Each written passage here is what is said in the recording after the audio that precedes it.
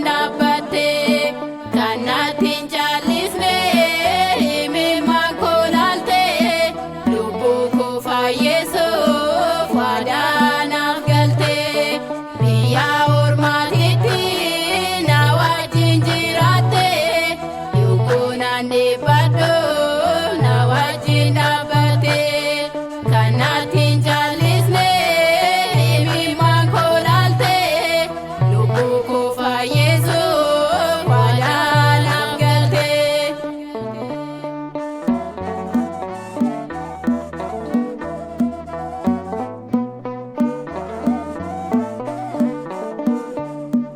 Sagalee kee guddaa naanna'ee eebbistee isaanaan jettee yoom keessa deebitee hiikaa jireenya koo wabii koo naaf taate guyyaa ati dhuftoo aduun dhugaa baate biyya ormaatiitti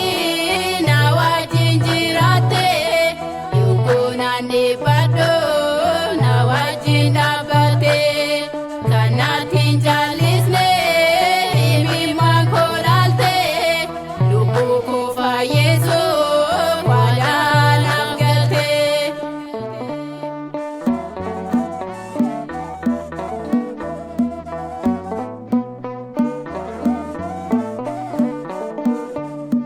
Addunyaan na gante yookiin na tuufatte gooftaan koo na eegaa dabarsee na laatu gaddaan irraa haqxee gammachuun naaf guuttee karoora diina koo fuutee narraa gatte biyya ormaatiitti na wajjin jiraatte yookoonaan dhibbadhu na wajjin dhaabbate kanaatiin jallisne himimmaan koo laalte lubbuu koo fayyisuuf waadaa naaf galte.